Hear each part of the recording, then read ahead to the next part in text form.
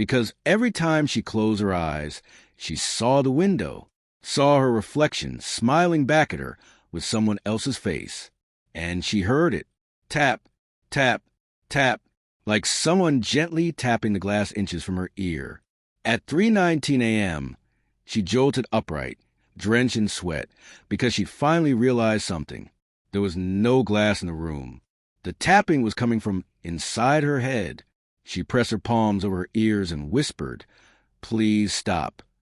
And for the first time since leaving Oakcrest Plantation, the tapping obeyed. But the silence that followed felt worse. By morning, Marcus had already brewed coffee, and Jay looked like death rolled in motel sheets. "We should go home," Jay said. "Like today? Like right now?" Marcus shook his head. "We can't. Not yet. People already know we're here. If we stop, the channel's done. And if what we saw is real, if..." Jay snapped. "We saw a ghost wearing Lena's face like a Halloween mask." Lena sat up slowly. "There's more." "What more?" Jay demanded. What else could possibly be left? Lena hesitated. She didn't want to say it. Saying it made it real. But the truth hovered like a weight on her tongue. "She followed us." Jay froze. Marcus's expression hardened. "Explain." Lena exhaled. "Last night, the tapping. It wasn't in the room. It was in me." Jay dropped his cup. Coffee splattered across the carpet. Marcus moved closer. "What do you mean, in you?" "She's inside my reflection," Lena whispered. "Every mirror I look at, I can feel her, like she's waiting for the right moment." Jay backed into a corner. "Dude, no, nope. I'm calling a priest. An oracle. A witch doctor. I don't care." Marcus looked at Lena with quiet dread. "Did you look in the bathroom mirror?" Lena nodded. "And..." "My reflection blinked," she said, voice cracking. "But I didn't." They packed immediately. Jay refused to look at any reflective surface windows, car mirrors, puddles. He walked around like every shiny object was a landmine waiting to explode.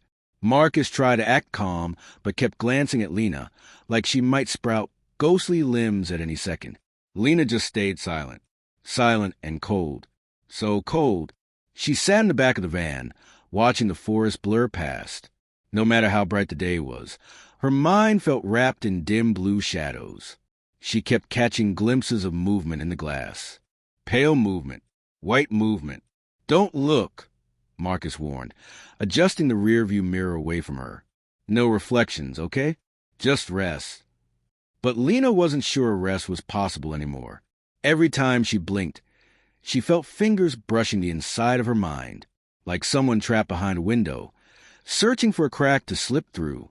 They drove 2 hours before stopping at a diner off the highway. A glass-front diner. Jay nearly screamed when he saw the windows. "Nope, we're eating outside." Marcus dragged him inside anyway. "We can't live like vampires. We'll sit at the back." Lena sat in the corner booth with her back to the windows. The waitress brought water, and Lena stared down at the surface nervously. Her reflection stared up. She held her breath. The reflection didn't move, didn't smile, didn't blink, but it looked hungry. Marcus slid the cup away from her. "No mirrors," he reminded gently. "Not even water. I'll get you a paper cup." Jay leaned in, whispering, "Do you feel her right now?" Lena swallowed. "Yes." "What's she doing?" "Waiting." Jay shuddered so hard the whole table shook. After breakfast, Marcus insisted they find another paranormal expert nearby. "Louisiana's full of them," he said. "We need help." They drove deeper into the swamp, following directions Marcus found on an old forum thread. The sun dipped lower, turning the road gold, then orange, then blood red. When they reached the small shack hidden between cypress trees, the air felt wrong. Still, heavy. Something ancient lingered there. An old woman sat on the porch in a rocking chair, staring at them without blinking. Her hair was white as bone, her eyes pale and clouded, but somehow piercing. "You brought her with you," the woman said before anyone spoke. Jane nearly passed out. Marcus cleared his throat shakily. "Ma'am, we need help." You won't find help, she said. Only truth, and truth can free or destroy. Lena stepped forward. Who is she? The old woman tilted her head, studying Lena's face or the thing behind it. She is the bride of Oakcrest, the woman said slowly. 13 souls trapped a reflection in the house long ago. She could only be seen in windows, in mirrors, never free to step outside. Lena felt the air tighten around her. Jay whispered, Then how is she following Lena? The woman's expression darkened. Because one of you opened the door. Marcus stared at Lena. The window. She touched the glass, the woman continued. She mimicked you. Reflections are invitations if you look long enough. Lena felt her knees weaken. She grabbed the porch railing to steady herself. Can she take me? The woman didn't answer. She didn't need to. The silence said everything. Then how do I stop her? Lena whispered. The old woman leaned forward. Break every reflection she can use. That's impossible, Jay said. There are mirrors everywhere. Then she will take you, the woman replied simply. A breeze shifted, carrying the thick smell of swamp water. The trees groaned. The old woman slowly raised her hand and pointed at Lena's shadow on the wooden porch floor. It was distorted, longer than it should be, and something was moving inside of it, like fingers pressing up from underneath. Jay screamed.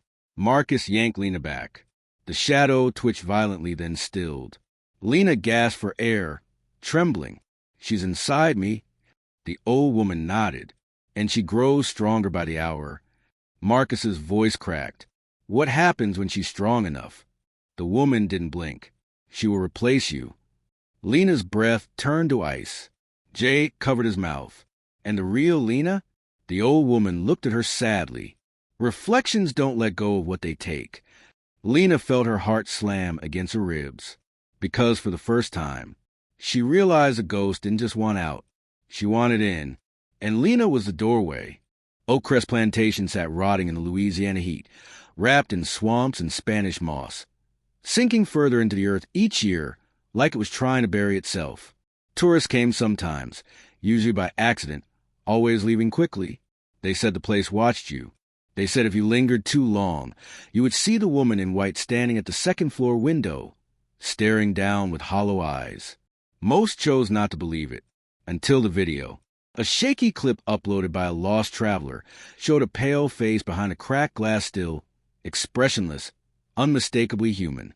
The house had been locked for decades. No one was inside. The internet exploded, and that was why Lena, Marcus, and Jay now stood at the rusted iron gates, staring at the decaying mansion like it was breathing. Marcus wiped his forehead. Second floor. That's where she showed up. Jay shook his head. Yeah, in a video. Doesn't mean we have to go introduce ourselves. But Lena was already pushing the gate open. It groaned like something waking up after a very long sleep. Inside, the heat wrapped around them, thick with the smell of mold and old perfume. Dust floated like gray snow with every step they took. Portraits lined the walls, water-damaged. Faces smeared. Features melted into ghostly shapes. But one portrait stood crisp and clear, a young woman in a white gown, pinned hair, and sharp, knowing eyes. Marcus lifted his camera. Tell me that doesn't look exactly like the ghost. Jay swallowed.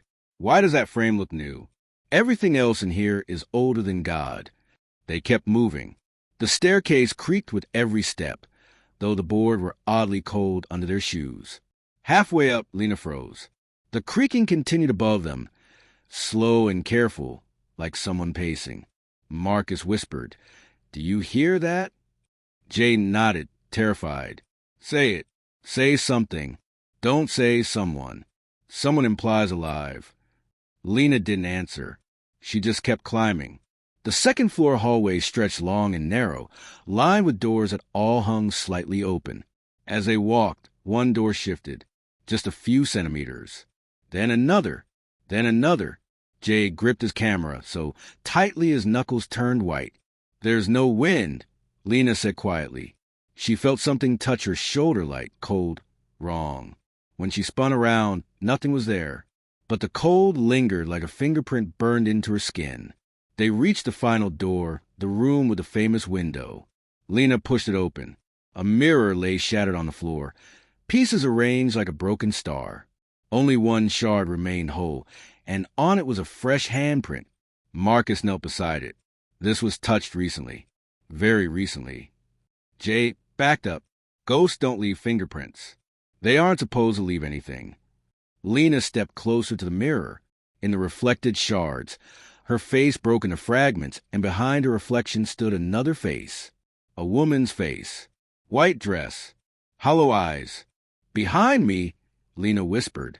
Jay swung the camera around and screamed. The woman stood inches behind Lena, her dress clinging to her body like wet cloth, her skin pale as dried bone.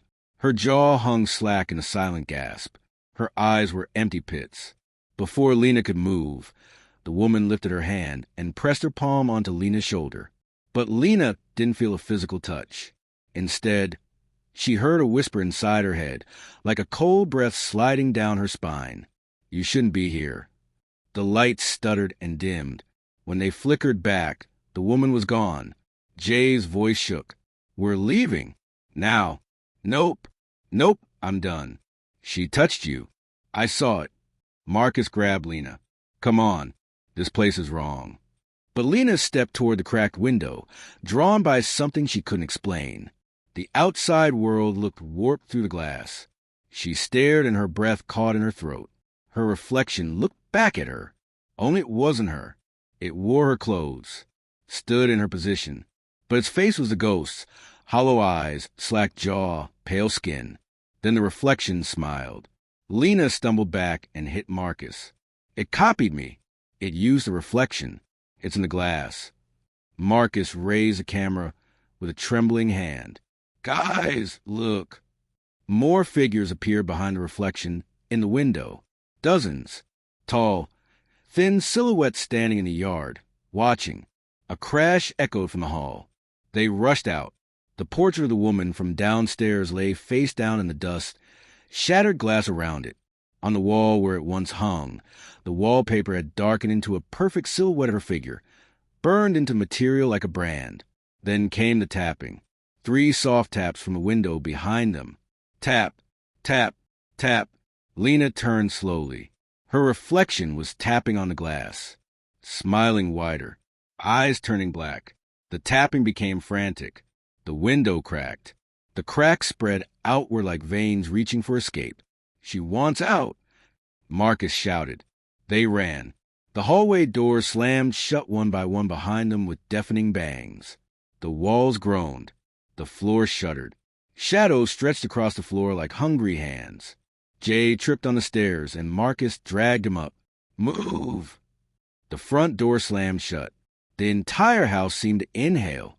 At the base of the stairs stood the woman in the white dress. Her head tilted violently. Her jaw hung wider than it should. Her limbs bent as if broken. She drifted toward them, fast and unnatural. Marcus shoved Lena aside as the ghost lunged. Jay sprinted toward the back door, Lena right behind him. The door burst open, and they spilled into the night air. The house went silent. Lena dared one look back. In the second-floor window stood her reflection. Not the ghost, now her reflection, but smiling with the ghost's smile. Eyes hollow, fingers tapping lightly on the glass. Tap, tap, tap. Even as they drove away, the tapping echoed in Lena's ears. A slow, patient rhythm. A message. The woman in the window wasn't done with her. And reflections don't stay trapped forever. Lena didn't sleep that night, even in the motel bed, with Jay snoring on the other side of the thin wall and Marcus checking equipment until his fingers cramped. She lay awake staring at the ceiling, counting the seconds between each heartbeat.